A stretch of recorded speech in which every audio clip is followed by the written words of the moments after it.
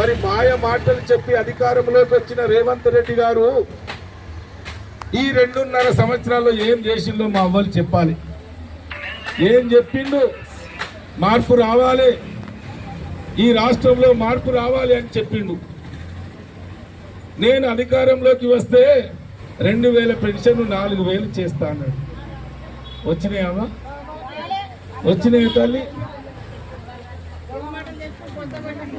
మా వికలాంగులకు 3000 నుండి 6000 చేస్తానన్నారు. వచ్చినాయా? ఓ ఫ్రీ బస్ అయితే పెట్టిండు. ఫ్రీ బస్ పెట్టి ఏం చేసిండు? ఆడోళ్ళకు ఫ్రీ పెట్టిండు, మగోళ్ళకు డబల్ ఛార్జ్ చేసిండు. ఇగో ఇది లెక్క. పెళ్ళం ఫ్రీగా పోతే మగ డబల్ పెట్టాలి. ఇగో ఇది ఫ్రీ బస్. దయచేసి మీరు ఆలోచన చెయ్యాలి. ఏ అత్తకి 2500, కోడలికి 2500 వద్దనైంది. అత్తకి 2500 కూడా వచ్చినాయని మేము అనుకున్నాం. ఈయనేమన్నాడు? 1,116 కాదు, జర ఎలక్షన్లు అయిపోయేదాకా కాదు, నేను రాగానే తులం పెడతాను. వచ్చినాయా? ఏం చేసిండు? ఇప్పుడు ఎమ్మెల్యే సాబ్ సర్పంచ్ ఎన్నికలు ఉన్నాయి అనగానే అటుమొక్కన పట్టుకపోయేదాన్ని. మరి ఇక్కడ వాళ్ళు ఏం కావాలయ్యా? ఇది నియోజకవర్గ హెడ్ క్వార్టర్ కదయ్యా, ఇది నియోజకవర్గ హెడ్ క్వార్టర్ కదా. మళ్ళా మున్సిపల్ అనగానే ఇటుమొక్కన కొడతా అంటాడు. ఏమే తమాషా పిల్లల పరస్తం. మరి కుమారస్వామి గారు నాకు తెలిసి దాదాపు 81 నుండి 82 నుండి రాజకీయాలు ఉన్నట్టున్నాడు. ఒకటే తిరుగుడు. అరే ఏం తిరుగుతానో కుమారస్వామి అంటే, అబ్బా మా ఊళ్ళకి వీళ్ళకి టక్కరైందన్నా, ఈ ఆపద అయిందన్నా, పెళ్లి ఉన్నదన్నా, పేరంటే ఉండదన్నా అని తిరిగేది.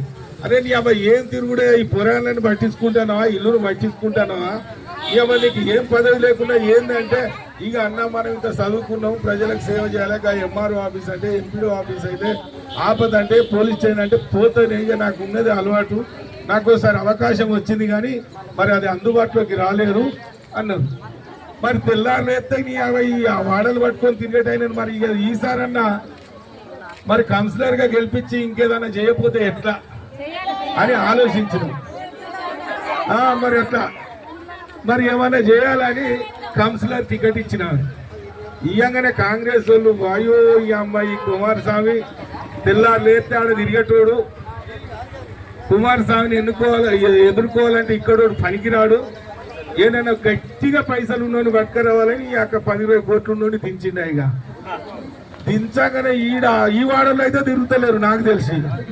ఏ వాడల్లో, ఏ ఊరోళ్ళు, ఏ జిల్లాల్లో మాత్రం ఒక తిరుగుడు తిరుగుతలేరు. అరే ఏంటిదే వీళ్ళంటే ఎవరు ఓటు లేని వాళ్ళే అన్న, మా ఓటర్లు నన్ను గుండెలో పెట్టుకున్నారని చెప్పిండే. అయితే మొన్న మేము తిరిగినాం. మరి తిరిగితే ఎట్టి పరిస్థితిలా వాళ్ళు 5,000 ఇచ్చినా 10,000 ఇచ్చినా కుమారస్వామి గెలుస్తాడన్నా అని మాకు చెప్పింది. ఇస్తారు. ఇవాళ అధికార పార్టీ పైసలు ఉన్న వాళ్ళు వస్తారు, పైసలు ఇస్తారు, మంది ఇస్తారు, మాంసం ఇస్తారు, మాయమాటలు చెప్తారు. ఎన్నికల తర్వాత ఇక నీకు దొరకడు. మరి మన కళ్ళ ముందు పెరిగిన బిడ్డ, మీ కళ్ళ ముందు ఉన్న బిడ్డ, మరి ఆ బిడ్డని గెలిపించుకుందామా? ఒక్క పూట కోసం, ఒక్క మందు కోసం, ఒక మాంసం కోసం, 5,000 కోసం మరి ఆగమవుతామా? మీరు ఒక్కసారి ఆలోచించాలి.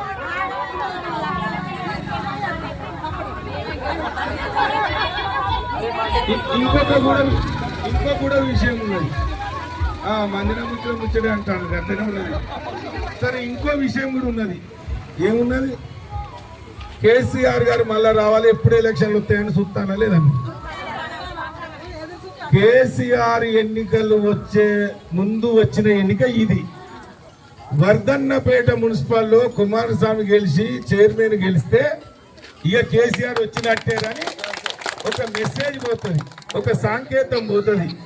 మీరు మద్దతు తెలిపిన వాళ్ళు అవుతారు. కాబట్టి దయచేసి మీకు చేతులెత్తి నమస్కరిస్తున్నా. పని చేసిన పార్టీని ఆశీర్వదించండి.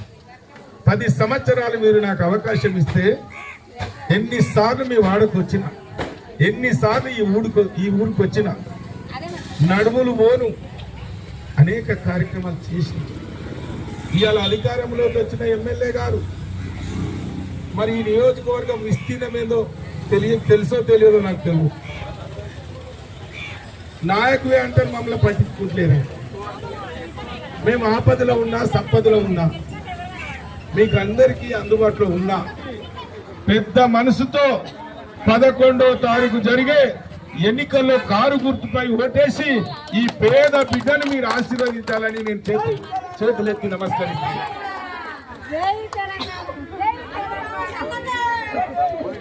ఫస్ట్ గుర్తే గెలుచుడు. ఇక మీరు అంటే నాకు తెలిసి మీరు డిసైడ్ అయ్యిండు. గెలిచిపోయిండు కోనసాగం, కానీ ఓట్లు గుద్దలేక వాటి 11వ తారీఖు దాకా ఆవిడే. ఈ లెక్క ప్రకారం గెలిచినట్టే. గుద్దితే 11 నాడు ఇక చూడు బ్యాలెట్. డబ్బా ఇప్పితే కారు గుయ్యాను బయటికి రావాలి. గిరిడీలు అన్ని గిరిడీలు కొట్టాలి. కాబట్టి దయచేసి మీకు చేతులెత్తి నమస్కరిస్తున్నా. మీ బిడ్డ, మీ కనుసన్నులో పెరిగిన బిడ్డ, మీ ఆపద సంపదలో ఉరికొచ్చిన బిడ్డ, ఏ పదవి లేకున్నా ఏ అవకాశం లేకున్నా మిమ్మల్ని నమ్ముకొని ఉన్న బిడ్డ, దయచేసి గెలిపించాలని కోరుకుంటూ సెలవు తీసుకుంటున్నా. జై తెలంగాణ, జై కేసీఆర్. కారు గుర్తుకే, కారు గుర్తుకే.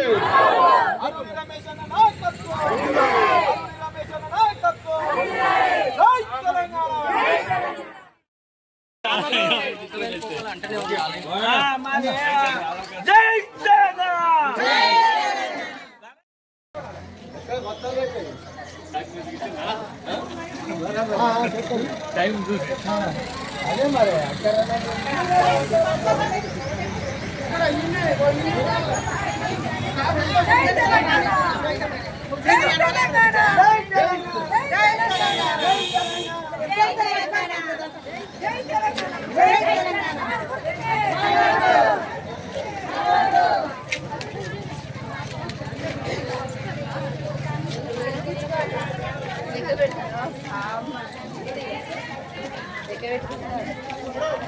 ఒకరు తప్పు పోయినా కొడుకు ఉండిపోతారు. పోతా